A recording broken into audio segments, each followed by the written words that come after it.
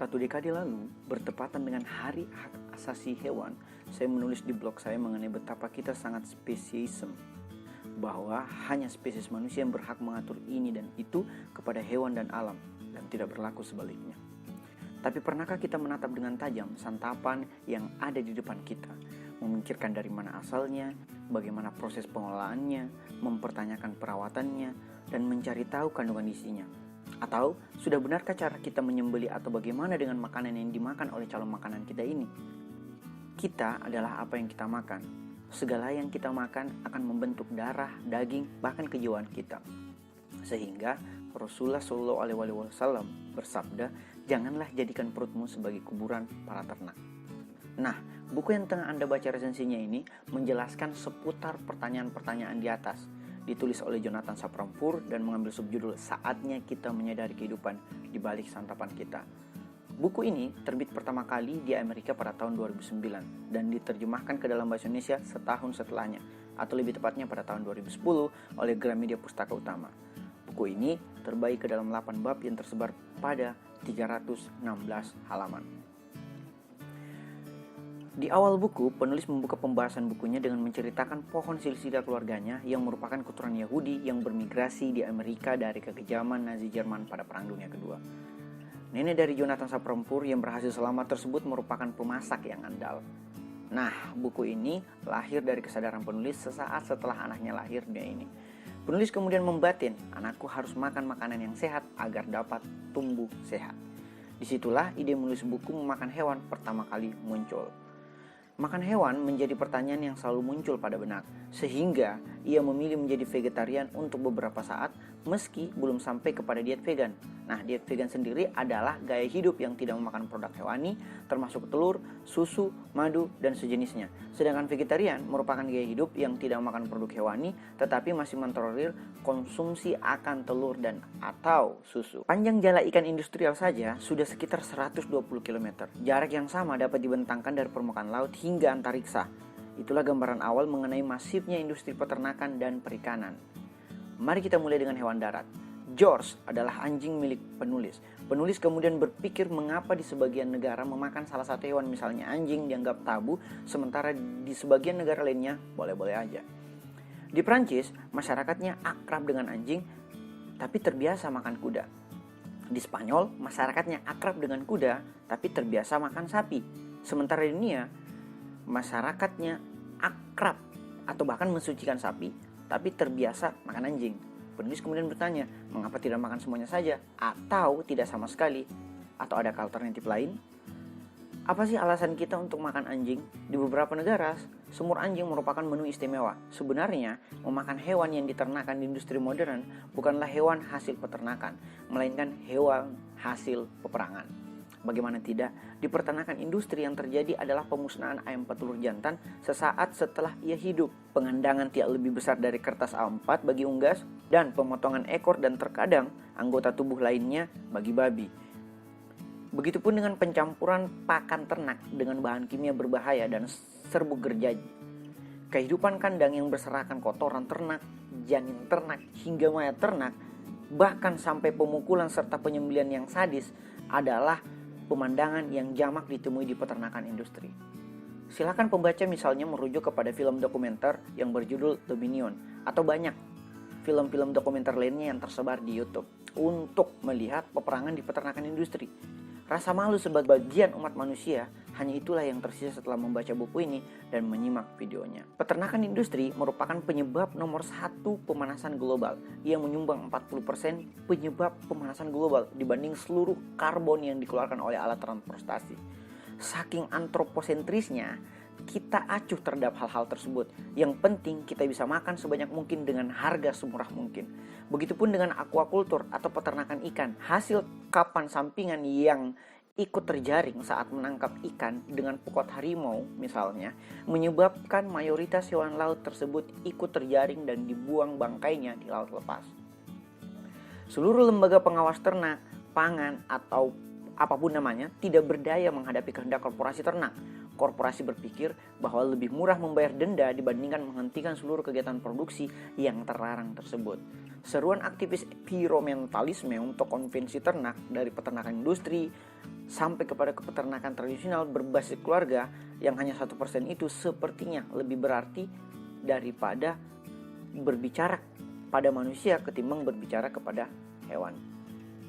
Nah, peternakan industri menghalalkan segala cara, termasuk memanipulasi cahaya di peternakan untuk menipu ternak akan pergantian musim, hingga label segar pada daging beku tersebut telah bercampur berbagai jenis bakteri dan mikroba yang tentu sangat tidak sehat bagi manusia. Kalau sumber utama daging yang kita makan saja dikelola dengan sedemikian sadis dan jorok tersebut, lalu apa yang dapat dilakukan penyedia makanan seperti KFC? Tidak banyak. Karena yang mengendalikannya adalah lagi-lagi industri peternakan. Apakah kita sebagai konsumen, KFC, pemerintah, hingga industri peternakan tidak berpikir bahwa hewan juga bisa menderita? Mereka juga punya nyawa yang tentunya sakit jika ia disiksa dan dibunuh secara keji. Pernahkah kita memikirkan kebahagiaan atau setidaknya kesejahteraan hewan? Dari bacaan yang dibaca oleh penulis, ia kemudian penasaran dan kemudian melakukan penyelidikan terhadap apa yang sebenarnya terjadi di peternakan industri. Penulis tentunya bukanlah orang yang tiba-tiba berada di peternakan orang asing pada tengah malam. Ia tentunya minta izin berkunjung kepada pemilik peternakan. Namun, seperti yang Anda tebak, permohonan kunjungan dan balasan surat atas perhatian berkelanjutan tidak terlalu ditanggapi oleh peternakan industri. Anda tentu tahu mengapa Mursi ditolak, karena ini perihal keseluruhan yang betul-betul menjadikan di peternakan industri tersebut. Tapi demi penyelamatan, penulis kemudian berubah menjadi tipe orang yang berada di peternakan orang di tengah malam, hingga akhirnya ada juga peternak pabrik yang bersedia diwawancarai. Penulis kemudian merangkai narasi tentang ayam pertama, manusia pertama, peternakan pertama, hingga peternakan pabrik pertama. Penulis juga tidak lupa menyertakan peternak unggas terakhir, yaitu mereka yang merupakan peternak tradisional yang masih memedulikan kesejahteraan dan kesehatan ternaknya.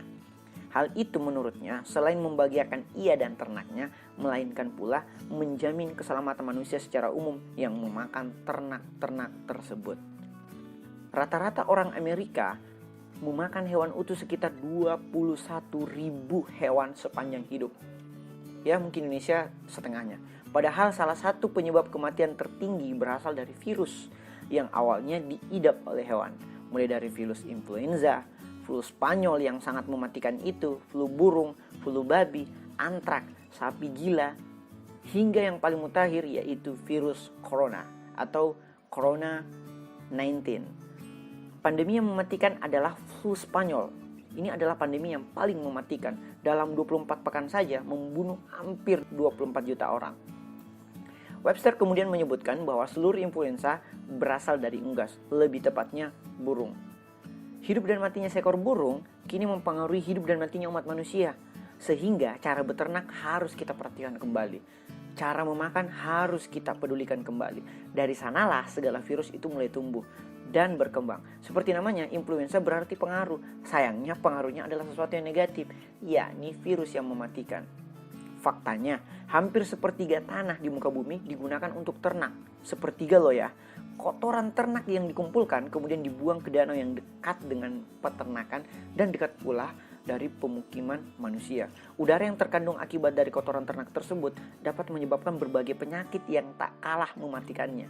Beberapa pekerja bahkan yang tak sengaja terjatuh di danau kotoran ternak tersebut dipastikan mati, kehilangan napas, dan tenggelam di dalam danau sedalam 9 kaki dan lebih luas dari lapangan bola tersebut. Benar-benar mimpi buruk. Sebelum dibuang ke danau, kotoran tersebut dibiarkan berserakan di pinggir ternak selama berhari-hari. Di samping-sampingnya pula disertai ada janin, mayat ternak lainnya, dan seluruh benda-benda yang sangat memekakkan hidung kita. Banyak ternak yang mati dalam kandang meski tanpa penyiksaan sama sekali. Apalagi dengan penyiksaan tentunya, yang hidup pun dibantai secara sadis dan tersajikan di piring makan kita. Sadisme baru umat manusia pun berlanjut bahwa limbah ternak dibuang ke sungai yang airnya kita gunakan, entah untuk mencuci atau bahkan kita minum. Ujung dari limbah tersebut adalah laut, tempat penyiksaan hewan lainnya yang hanya berbeda tempat saja. Karena tidak sedikit kini ikan yang kita makan di dalamnya terdapat banyak sampah, termasuk sampah plastik. Wow, kita memakan ikan memakan plastik, berarti kita memakan plastik. Jadi masih maukah kita makan hewan? Hanya 1%. Kami ulang, hanya 1% hewan yang berasal dari peternakan keluarga. Orang-orang seperti mereka lah, menurut penulis, yang dimintai pertimbangan, mestinya sih, dimintai pertimbangan oleh presiden ketika hendak memilih menteri berkaitan dengan peternakan. Dedikasi mereka terhadap kesejahteraan dan kebahagiaan hewan tentunya berdampak pada kesehatan kita sebagai konsumen. Bahkan ada dari peternak tradisional tersebut yang merupakan penganut vegetarian. Ia terlalu sayang kepada hewan hingga tak mampu memakannya. Mereka lebih tahu tentang ternak, bahkan lebih tahu tentang apa yang masuk dalam perut kita dibanding kita. Bahkan ada pula kaum vegan yang membangun rumah jagal. Kalau mereka sebagai produsen saja dapat hidup tanpa makan hewan, lalu bagaimana dengan kita? Kita tidak bisa terus-terusan menyalahkan konsumen pemakan sembarang, pemerintah, atau bahkan peternakan industri. Tapi kita bisa mulainya dari gaya hidup konsumsi kita. Itu hanya usul, tariklah nafas Anda panjang-panjang. Penulis kemudian menutup karyanya ini dengan bercerita kembali. Thanksgiving misalnya, mestikah harus menyediakan seekor kalkun? Tidak bisakah diganti dengan makanan vegetarian atau setidaknya daging dari peternakan tradisional? Jika gaya hidup konsumsi berubah, mereka dapat menyelamatkan jutaan orang kelaparan di seluruh dunia. Bahwa meja Amerika sangat menentukan meja global. Nah, adapun perspektif kami sebagai resentor di Resensi Institute, bahwa kalau kita tidak bisa hidup vegan atau vegetarian, setidaknya kita konsumsi sesuatu secara etis, yaitu hanya memakan daging dari peternakan tradisional. Atau kalau dalam buku Seni Membuat Hidup Menjadi Lebih Ringan, upayakan untuk memakan makanan yang kita tahu di mana diternakan dan di mana dia dipanen. Itu artinya radius kurang dari 100 km dari tempat kita tinggal. Meski Rasulullah SAW juga memakan daging, tapi beliau menyunahkan umatnya untuk tidak menjadikan perutnya sebagai kuburan para ternak. Karena apa yang kita makan menentukan darah, daging, hingga kejiwaan kita. Kendati buku ini mengampanyekan gaya hidup vegetarian, namun dikarenakan kelengkapan referensi dan ketajaman analis membuat kita setidaknya menyadari apa yang setiap hari kita makan.